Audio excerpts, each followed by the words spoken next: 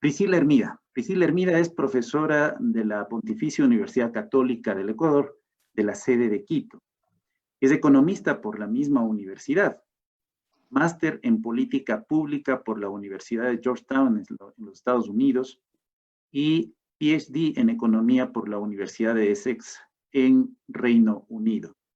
Antes de incorporarse a la PUCE, realizó actividades de docencia e investigación en las universidades de Bristol y Oxford y en la Universidad Andina. Su experiencia docente incluye las cátedras de macroeconomía, microeconomía, política social, economía de la educación y estadística.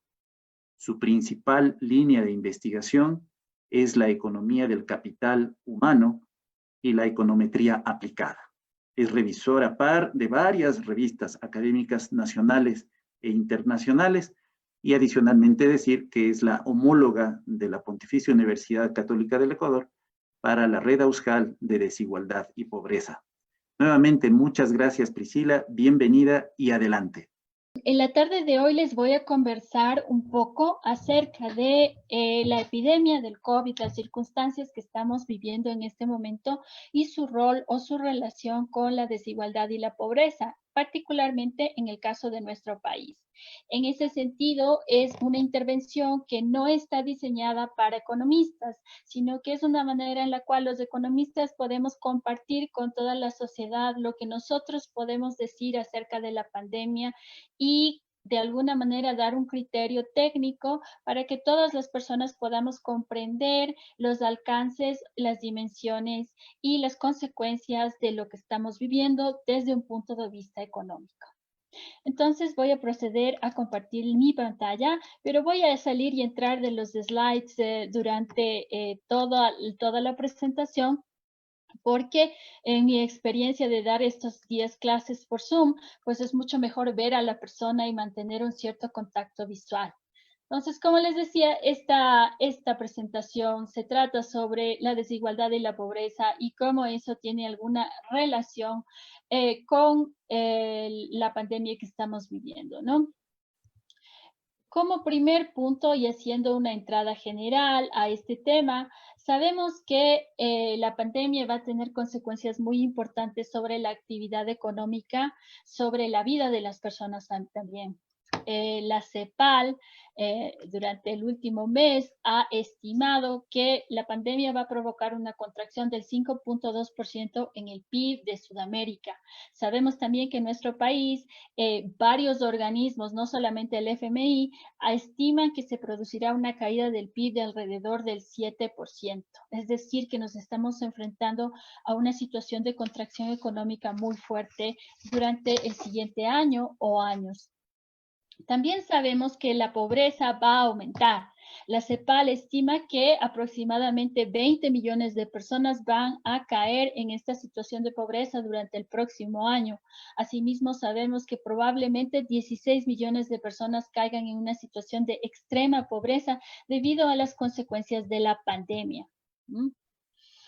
Esto es una situación muy grave porque además de eso, el empleo va a decrecer, el desempleo va a crecer de 8.1% al 11.5%, dejando aproximadamente a casi 38 millones de personas fuera del mercado laboral en Latinoamérica, también de acuerdo a la CEPAL. Entonces, para entrar ante esta situación tan terrible, para entrar a pensar en esto desde la economía y desde las ciencias de la administración, tenemos que tratar de sistematizar lo que estamos viviendo, utilizar todos los conocimientos técnicos que tenemos y tratar de entender este fenómeno. Entonces, debemos de entrada ver dos maneras en las cuales la enfermedad y el confinamiento al cual estamos sometidos para controlarla se relacionan con la situación de desigualdad y pobreza en nuestro país y en otros países. Esos dos aspectos son los siguientes. El primero, que está representado por la flechita de arriba, es la relación entre la pobreza y la desigualdad con la enfermedad. Es decir, cómo una persona que es pobre y está en una situación de vulnerabilidad tiene más probabilidad de enfermarse y cuando se enferma de que la enfermedad sea más severa. Asimismo, tenemos la flechita de abajo, que es la manera en que las consecuencias de la pandemia y el confinamiento a su vez incrementan la desigualdad y la pobreza en una sociedad. Entonces, estamos frente a una especie de círculo que se retroalimenta a sí mismo y por eso el fenómeno y la crisis es tan grave. Lo que vamos a hacer en este momento es pensar en la parte de arriba de esta relación, la flechita de arriba de esta relación, que es la situación que algunos colegas epidemiólogos han llamado determinantes sociales de la enfermedad, ¿no? Estamos en la parte de acá, en la flechita de arriba, es decir, la relación entre la pobreza y la desigualdad con el contagio y la severidad de la enfermedad. En ese sentido, sabemos que las personas de menores ingresos tienen mayor probabilidad de contagiarse y si se llegan a contagiar, la intensidad de la enfermedad será mucho mayor. Esto se produce por varios factores que vamos a tratar de analizar a continuación y que además tienen una aplicación, o sea, tiene una relevancia muy especial en nuestro país, en el Ecuador, en estos momentos actuales. El primero es la desnutrición y las condiciones preexistentes. De acuerdo a la OMS, sabemos que algunos de los factores que predisponen el contagio de el COVID-19 son la desnutrición, el sobrepeso y la existencia de enfermedades o condiciones de salud preexistentes, ¿no? Como el asma, la diabetes y otras. En nuestro país nos encontramos en una situación particular de vulnerabilidad en relación a estos factores que podían predisponer a la persona a contagiarse. Por ejemplo, tenemos que según todas estas cifras son de la ENSANUD, de la Encuesta Nacional de Salud del año 2018, el 23% de los menores de 5 años en nuestro país está en una situación de desnutrición crónica. Asimismo, sabemos que el 41.3% de la población entre 19 y 59 años tiene una situación de sobrepeso. Entonces, desde el punto de vista de la nutrición, vemos que estamos en una situación de bastante vulnerabilidad al contagio. Pero esta relación de vulnerabilidad se relaciona con la desigualdad socioeconómica que ya existía en nuestro país antes de que suceda esta pandemia. ¿Por qué? Pensemos. Es bastante obvio la relación o el link que existe entre la desnutrición crónica y las carencias socioeconómicas. Obviamente, una familia que no tenga los suficientes ingresos no puede alimentar a sus hijos y vamos a ver estas situaciones de desnutrición crónica en 1 de cada 5 o en algunos lugares, por ejemplo, en los sectores rurales, 1 de cada 4 niños ecuatorianos. Es interesante, pero ver también cómo las situaciones de vulnerabilidad socioeconómica también están relacionadas con las situaciones de malnutrición, es decir, de sobrepeso. Ahí tenemos al 41% de la población ecuatoriana en el año 2018. ¿Y por qué es así? Bueno, pues porque resulta que las personas que tienen menores ingresos tienen menor capacidad de incluir en su dieta factores tales como las proteínas o los vegetales frescos. Las personas que son pobres tienden a tener una dieta que consiste más en carbohidratos como papas, como fideos, como arroz o en la costa como verde. Entonces, si vemos esta cifra de 41% de sobrepeso que predispone a una infección por COVID-19, estamos pensando principalmente que ese 41% de ecuatorianos van a pertenecer a estratos socioeconómicos más bajos. Luego tenemos el caso de otras enfermedades de condiciones preexistentes, como las enfermedades respiratorias crónicas y las enfermedades cardiovasculares. Ahí sabemos que aproximadamente el 12% de la población tiene asma y el 30% de la población está en condiciones de riesgo para enfermedades cardiovasculares. En ese sentido, también podemos analizar y ver cómo la existencia de condiciones preexistentes o la presencia de condiciones preexistentes también está relacionada con la distribución del ingreso y también con la distribución del acceso a los servicios de salud. Las personas que tienen estas condiciones crónicas y son pobres seguramente tienen muchísima más probabilidad de no acceder a un servicio adecuado de salud.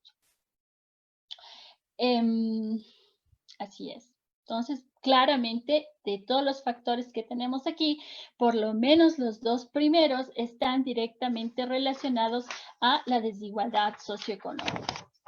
Veamos los otros dos. Los otros dos son el acceso a los servicios de salud y el acceso a la información y el tipo de actividad y vivienda. Estos son determinantes sociales del contagio por COVID-19.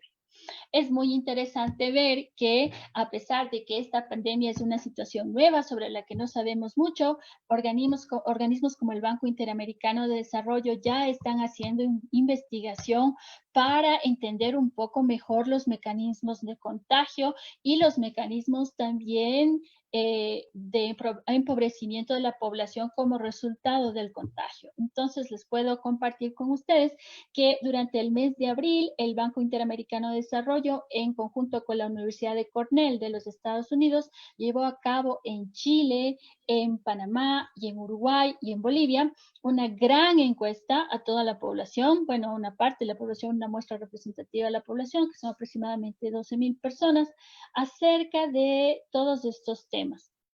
De manera muy interesante podemos ver que las personas más pobres, las personas en situación de vulnerabilidad, sufren de inequidades en el acceso a la información. En esta encuesta se mostró que los hogares de mayores ingresos reportan que obtienen información acerca del COVID y de las medidas de prevención del COVID a través de la televisión y a través de la prensa digital o escrita. Sin embargo, los hogares de estratos socioeconómicos más pobres principalmente obtienen su información acerca del contagio de COVID y de las maneras como prevenirlo a través de las redes sociales. Entonces, esta disparidad en el acceso y la calidad de la información puede impedir que las personas más pobres se informen sobre el tratamiento y la prevención de la enfermedad. Luego tenemos el tipo de actividad y la vivienda. Este es bastante obvio para nosotros, ¿no es cierto? Hemos visto en la ciudad de Guayaquil, voy a dejar de compartir porque no me gusta dejar de ver a las personas. Ahí estamos mejor. Hemos visto en la ciudad de Guayaquil cuadros muy, muy dolorosos acerca de falta de acceso a los servicios de salud. Hemos visto también personas que no respetan la cuarentena, y estas personas cuando se les pregunta, y por favor usted, ¿por qué no está en aislamiento? ¿Por qué usted no usa mascarilla? La principal razón que podemos, esto es evidencia anecdótica, no es evidencia científica como la que les acabo de mostrar, es que las personas nos dicen, bueno, lo que pasa es que hace mucho, no, en mi casa yo no quiero estar, no puedo estar en mi casa, o necesito mi trabajo, tengo que salir. Y esto se relaciona justamente a las características de la actividad y las características de la vivienda, que a su vez están determinadas por factores socioeconómicos.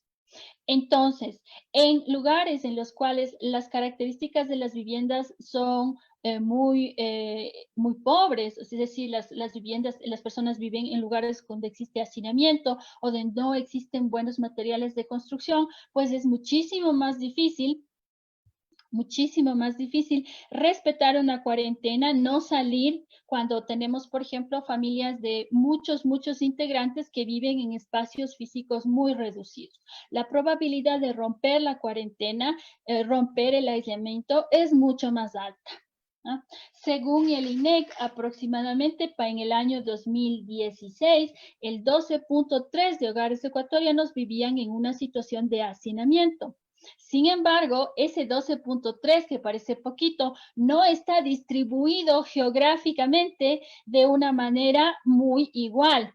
Esos hogares ecuatorianos que sufren de hacinamiento están principalmente concentrados en los barrios marginales de las ciudades.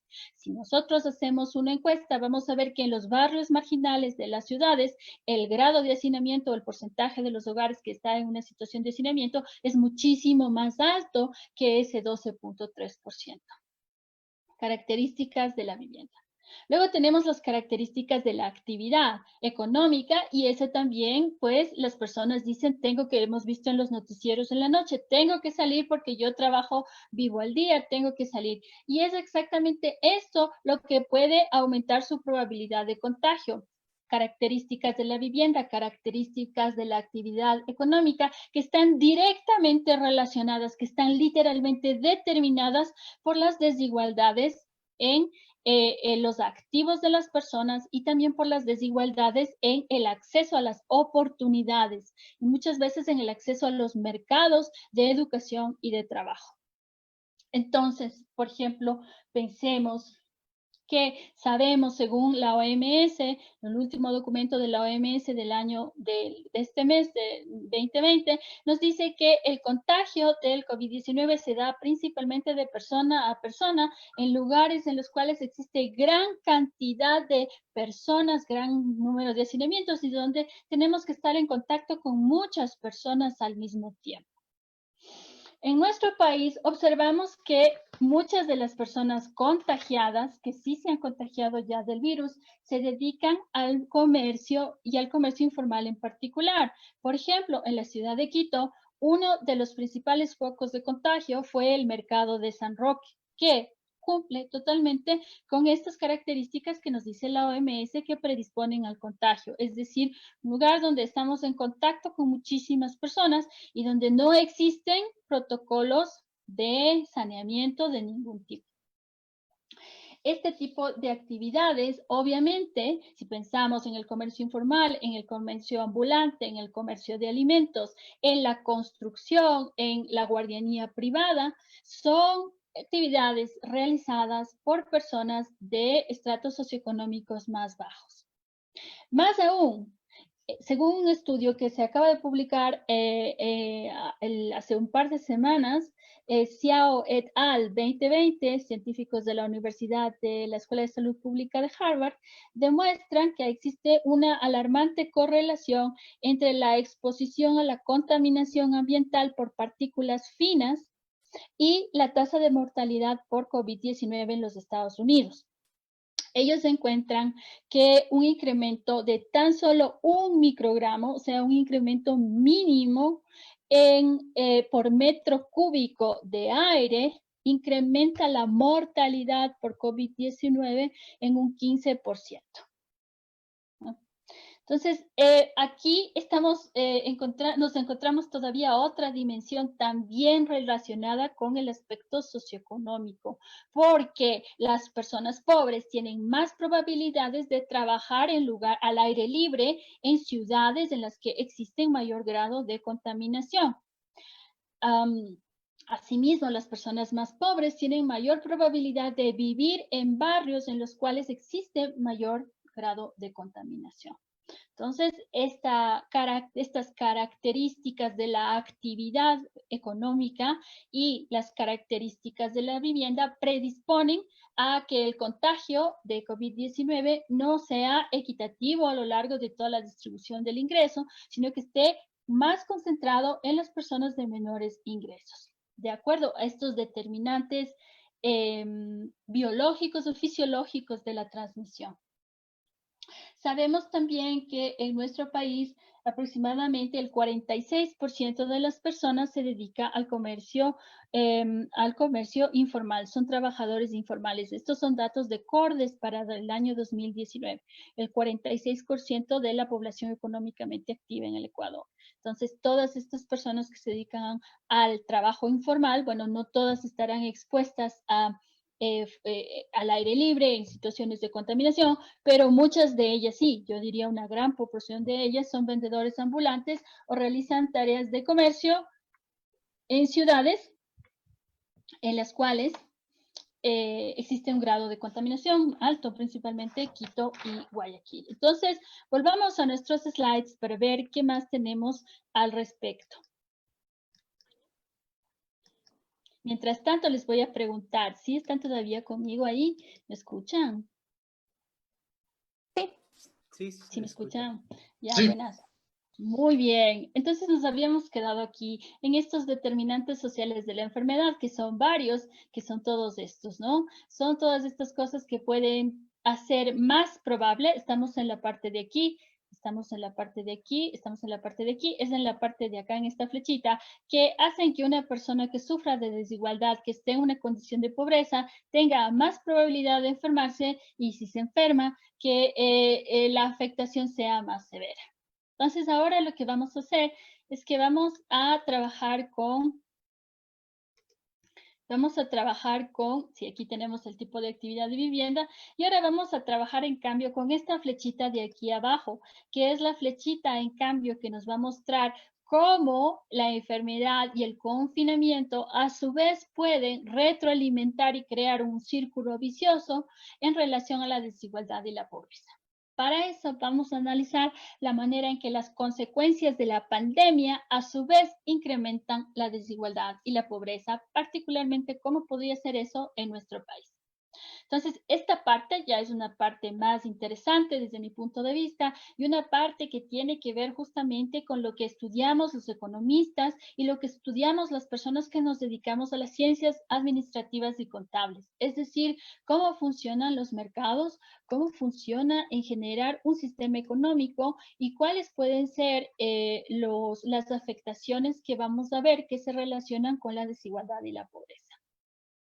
No sé si lo puedan ver aquí, si no les voy a contar la historia. Este es un diagrama de flujo circular de la economía. Esto es algo que es algo que se enseña pues en primer año de muchas carreras de nuestra universidad.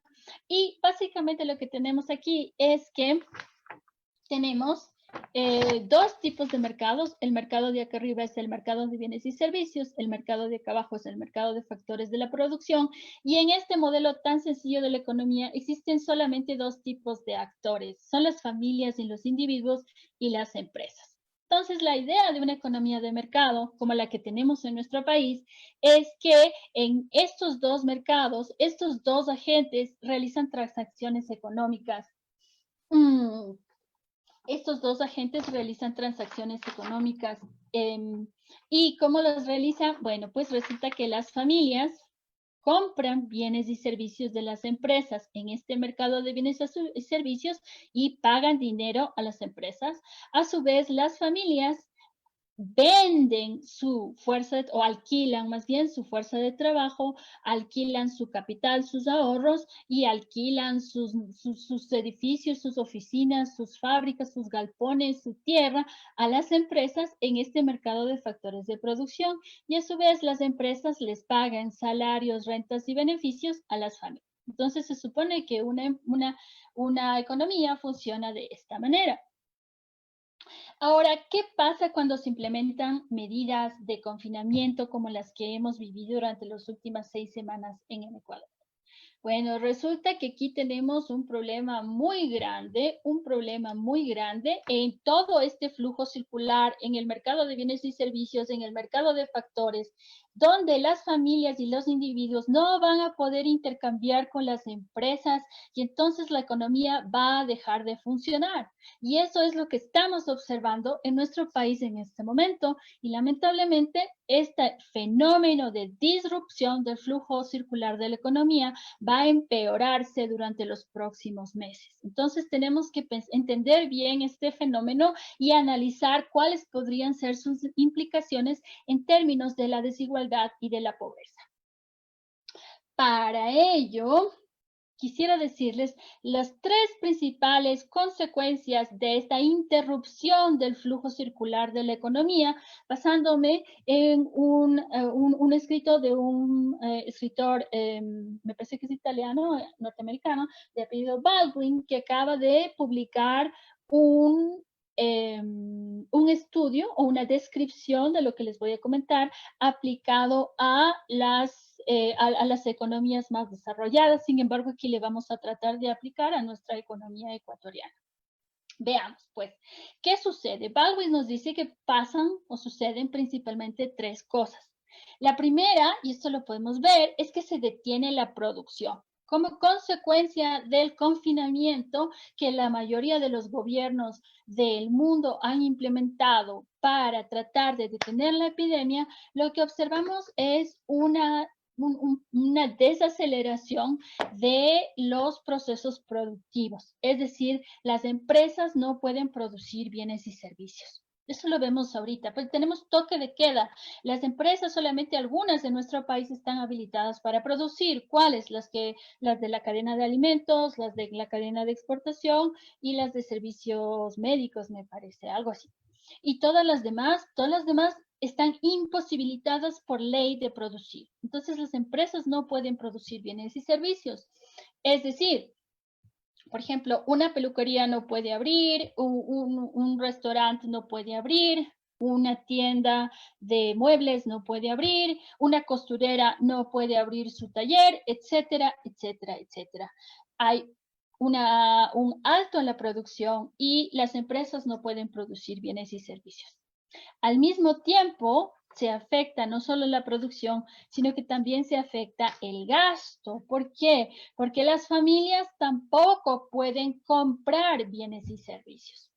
¿Por qué? Porque las familias están en cuarentena, las familias están en su casa, y aquí viene otro elemento que vamos a ver más adelante. El ingreso de las familias también se ve afectado. Por lo tanto, las empresas no pueden producir, las familias no pueden comprar. Entonces, usted se puede dar cuenta que este flujo circular de la economía se detiene y la actividad económica se detiene. Además de eso, tenemos una tercera afectación que se refiere al comercio internacional. En nuestro país, esta afectación es también muy importante. ¿En qué sentido se detiene el comercio internacional? Los flujos de comercio internacional que no estaban en el slide que le mostré, porque ese es el más sencillito, el que le mostré. Bueno, resulta que debido a la situación del confinamiento y de la emergencia sanitaria, pues también el flujo de comercio internacional se detiene o cambia o se hace más pequeño. Veamos, por ejemplo, en el caso de las importaciones. Bueno, la mayoría de las personas no podemos consumir importaciones en el Ecuador ahorita, no podemos comprar nada importado, de la misma manera que no podemos comprar muchos bienes y servicios que son producidos en el país. Entonces, esa no es la más grave. La más grave es la afectación a las exportaciones. ¿Qué pasa con nuestros productos de exportación? Nuestros productos de exportación son camarones, flores, banano, y en las otras economías a las cuales nosotros generalmente les vendemos estos bienes y productos, al momento no existe demanda para flores, camarones o banano. No existe tampoco, o hay muy poquita capacidad de enviar físicamente esos productos y por lo tanto no podemos vender a otros países. En el caso del petróleo nos enfrentamos a un problema todavía más grande. El petróleo es nuestro producto más importante de exportación, como ustedes saben, y pertenece al Estado ecuatoriano, nos pertenece a todos. Lamentablemente, como tal vez algunos de ustedes habrán visto, se ha dado una caída histórica en el precio del petróleo durante los últimos 2 meses. Es decir, el valor de nuestra principal exportación ha descendido a niveles históricos de malos, digamos, históricamente malos. ¿Qué sucede? Bueno, suceden dos cosas. La primera es que China, que es nuestro principal cliente, nuestro segundo principal socio comercial, tiene una demanda mucho más reducida para petróleo porque no puede operar sus industrias. Ellos necesitan petróleo para operar como combustible sus industrias, para que todo se mueva. Sin embargo, la economía de China también está parada.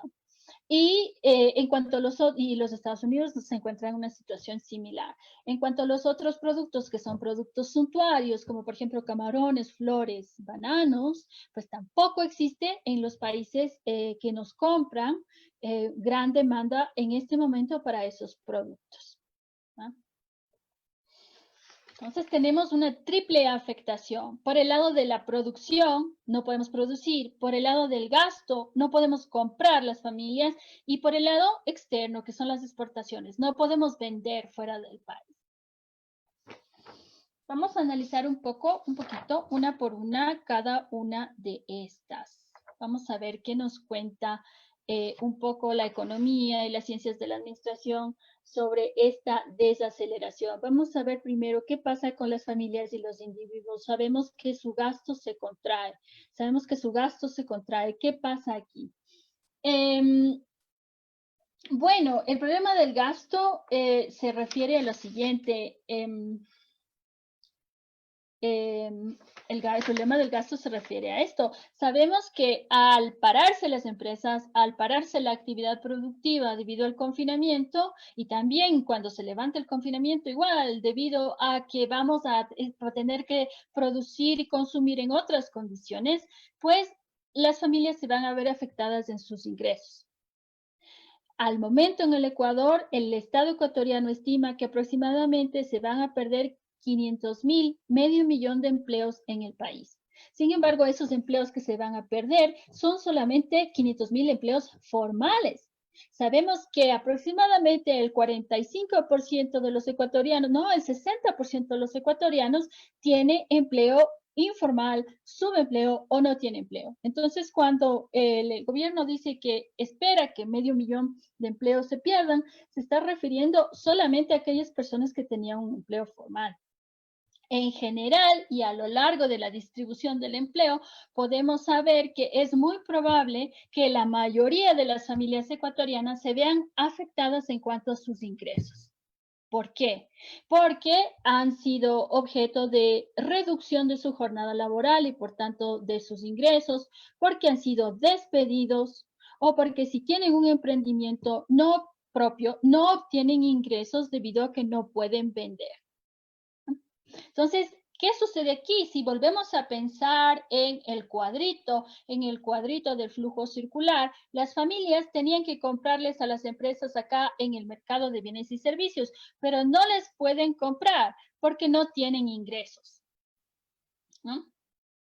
Entonces, esta situación es una situación en la cual tampoco las afectaciones de esta crisis de demanda, se llama, se distribuyen de manera equitativa entre todas las personas. ¿Por qué? Porque las personas de estratos socioeconómicos más altos generalmente tienen maneras de hacer lo que los economistas llamamos suavizar intertemporalmente el consumo. Es decir, si yo soy una persona que tiene una profesión, he ido a la universidad, tengo una cuenta corriente en un banco, puedo ir al banco X en Quito y pedir un crédito de consumo. Y entonces de esa manera puedo de alguna manera balancear el consumo entre hoy y mañana. Sin embargo, la mayor parte de los ecuatorianos no tienen acceso al sistema bancario. Tenemos uno de los índices de bancarización más bajos de Latinoamérica, según la Asociación de Organizaciones de Microfinanzas. Para el año 2019, el 51% de los adultos, solamente la mitad de los ecuatorianos tiene una cuenta bancaria. Y de toda la población ecuatoriana, solamente el 12% alguna vez ha recibido un crédito.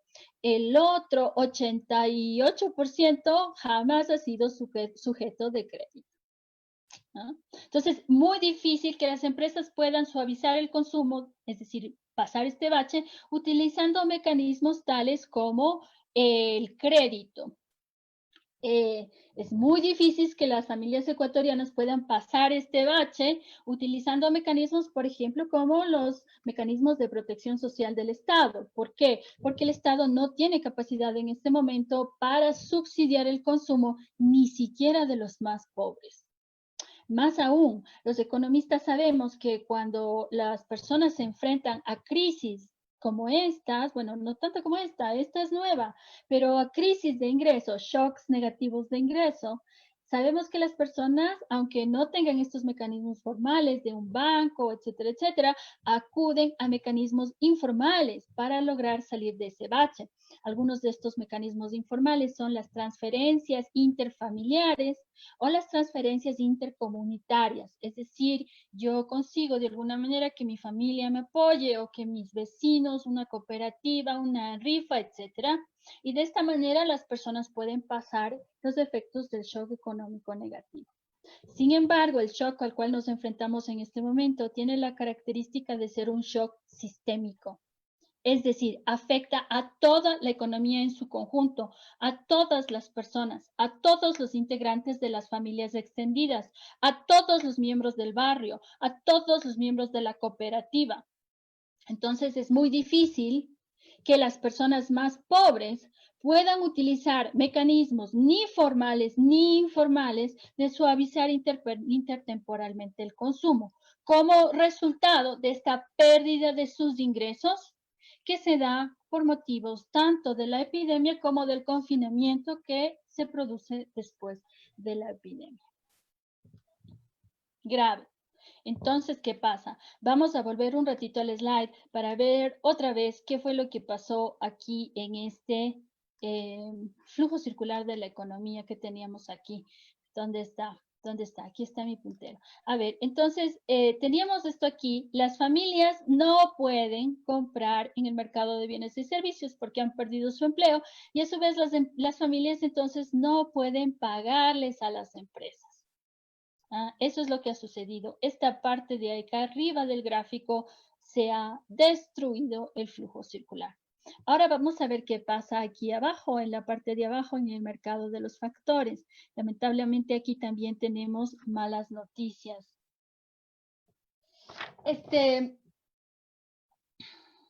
Aquí en la parte de abajo del gráfico vemos que las empresas no pueden recibir el pago de los bienes y servicios que producen. Entonces, si es que las empresas no pueden recibir el pago de sus bienes y servicios, no pueden pagar, a su vez, no pueden comprar o alquilar factores en el mercado de factores. Entonces, ¿qué va a suceder acá?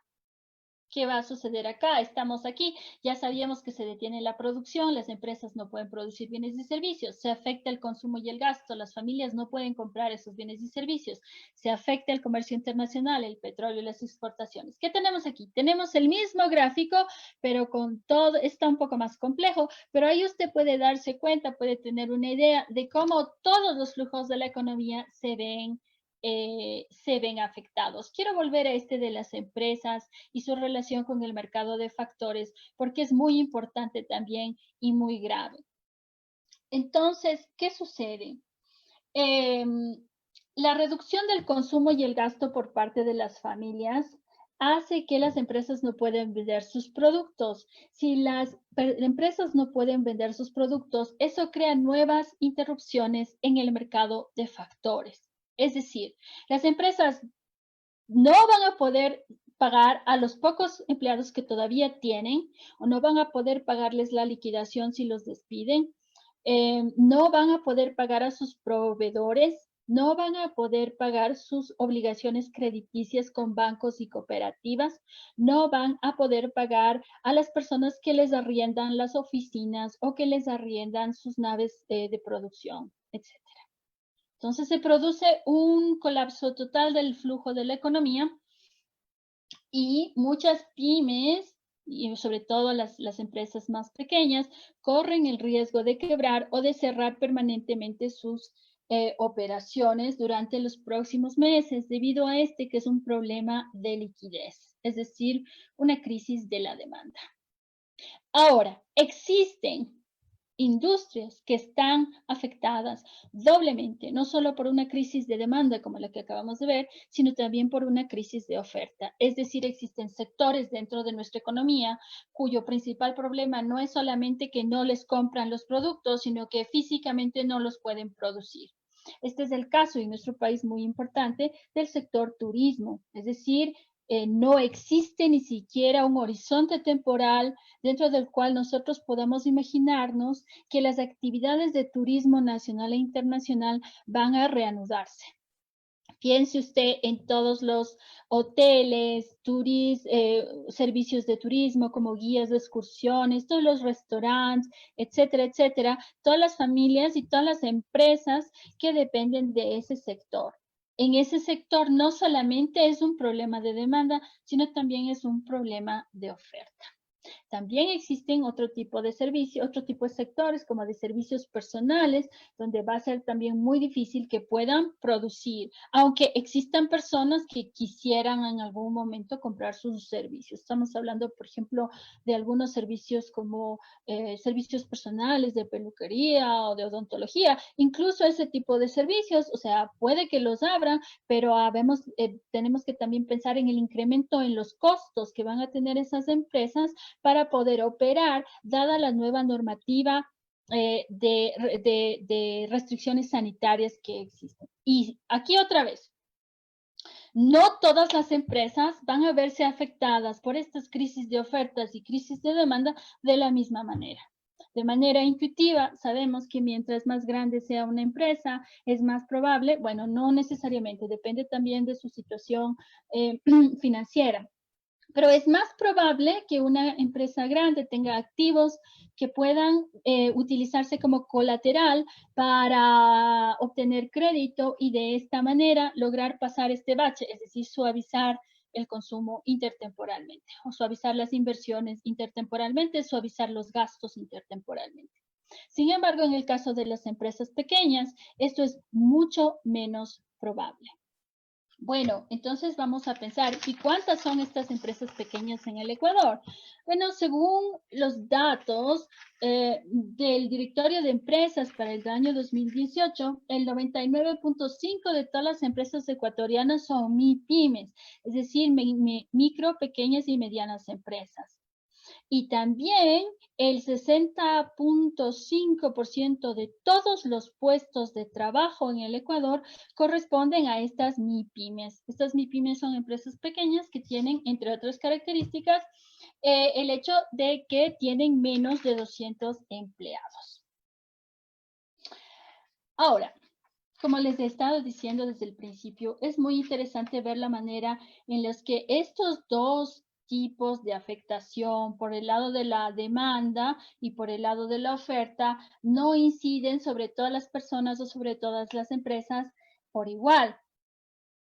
El mismo estudio que se realizó en Chile nos muestra que la pandemia ha afectado más que proporcionalmente a los pequeños negocios y a las pequeñas empresas y también a las personas más pobres. Les voy a mostrar un gráfico que nos da data real acerca de esta situación.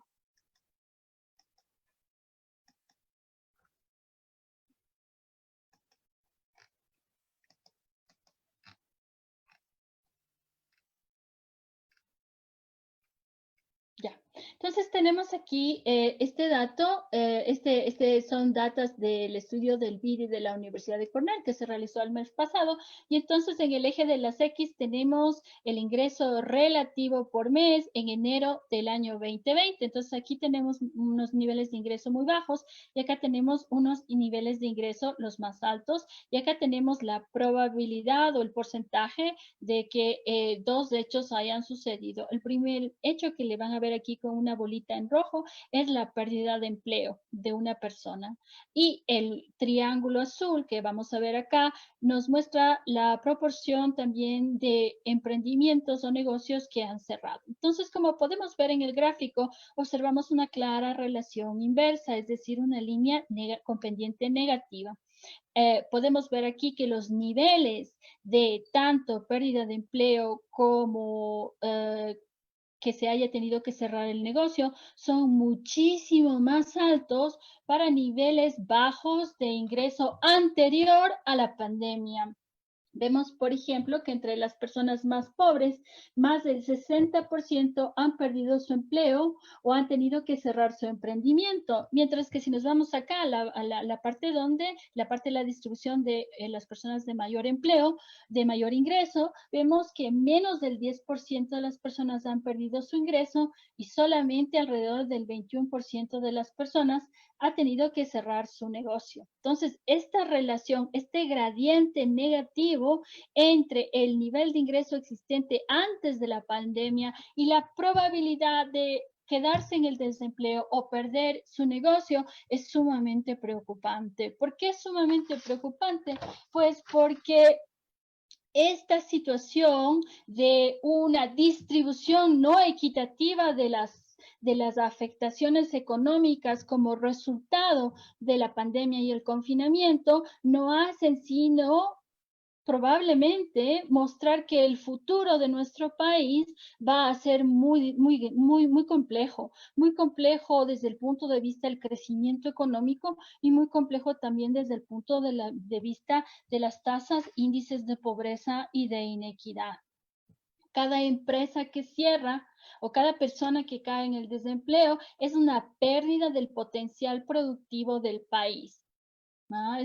Eso nos dice que en el futuro nuestra capacidad de producir y nuestro estándar de vida colectivo va a ser menor.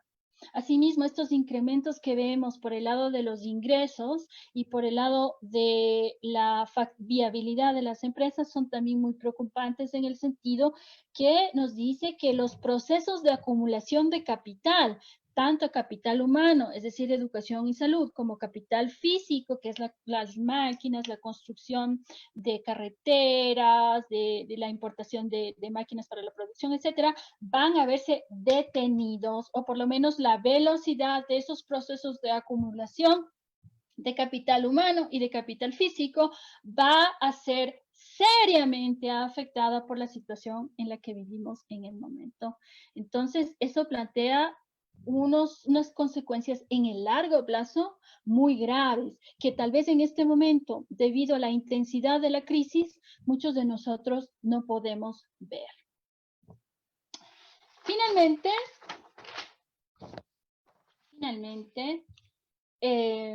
quisiera decirles que al momento no tenemos muchas cifras en nuestro país, ni siquiera estamos seguros de cuántas mismas son las personas contagiadas. También sospechamos que existe un subregistro muy grande en el número de personas que han fallecido en el Ecuador. Entonces, si ni siquiera esas cifras podemos tener, pues mucho menos vamos a poder tener cifras como las que les he mostrado que muestran la relación entre la pobreza o la inequidad y la pérdida de empleo, la pérdida de los negocios. Tampoco sabemos, y eso sería muy interesante de ver, cuáles son las características sociodemográficas de las personas que se han enfermado de COVID-19 en el Ecuador, cuáles son las características sociodemográficas de las personas que han fallecido de COVID en el Ecuador.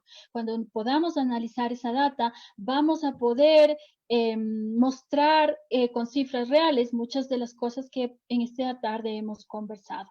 Y quisiera también compartir con ustedes los resultados de un estudio de la SPAE, de la Escuela de Negocios de la Escuela Politécnica Nacional y de la Universidad Espíritu Santo de Guayaquil, que a través del análisis de los estados financieros y otra información contable de las empresas determinan que solamente la mitad de las empresas ecuatorianas pueden sobrevivir sin tener ventas durante 28 días. Es decir, al momento ya llevamos más de 28 días sin ventas o estamos por ahí si solamente pensamos en los días laborables. Entonces vemos que probablemente esas empresas estén en un proceso ya de cortar la cadena de pagos a sus proveedores, a sus acreedores y a sus empleados.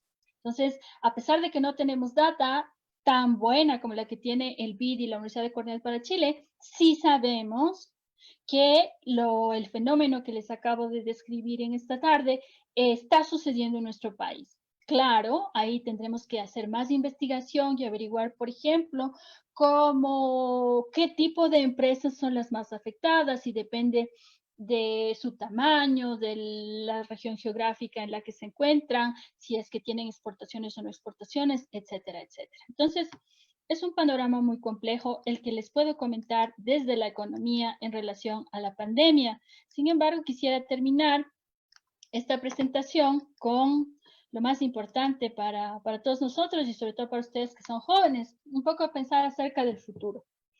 ¿Qué hacer frente a esta situación? Es una pregunta a la cual absolutamente nadie tiene respuesta.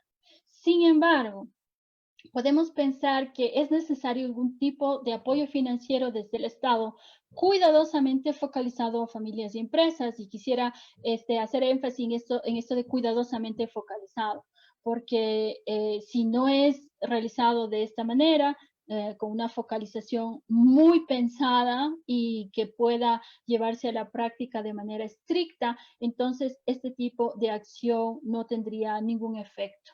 Luego es necesario un gran acuerdo nacional para repartir de manera equitativa las pérdidas. Y esto es bien importante que lo tengamos en cuenta porque en cualquier crisis económica y peor en una crisis de la magnitud a la cual nos enfrentamos en este momento y vamos a seguir enfrentándonos durante los próximos años, es imposible que no existan ganadores y perdedores. Sin embargo, lo que puede hacer una sociedad es ponerse de acuerdo para repartir de manera más o menos equitativa esas pérdidas.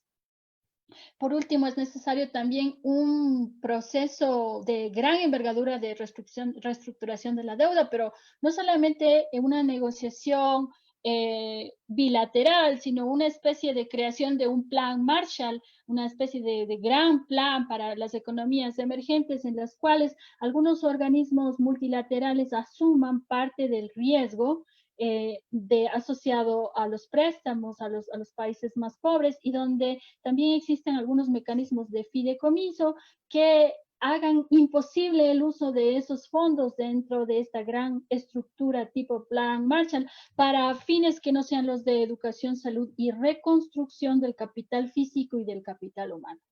Lamentablemente para estas tres cosas es absolutamente necesario que contemos con grandes dosis de liderazgo y de legitimidad, porque ninguna de las tres cosas que acabo de decir puede lograrse sin liderazgo y sobre todo sin legitimidad.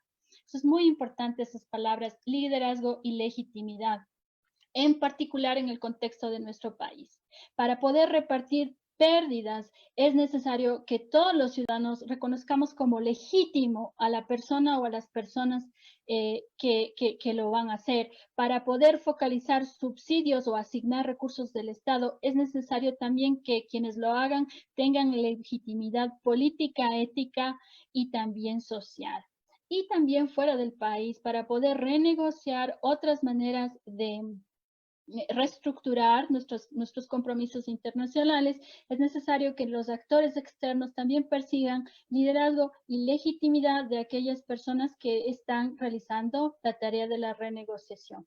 Entonces, en ese sentido, me ha dado muchísimo gusto compartir con ustedes, que son parte del programa de liderazgo universitario ignaciano latinoamericano, justamente estas palabras, porque yo creo que de lugares y de esfuerzos como los que realizan ustedes, pueden surgir esas reservas de liderazgo y de legitimidad que, sin las cuales va a ser imposible solucionar los problemas de los cuales les he hablado esta tarde.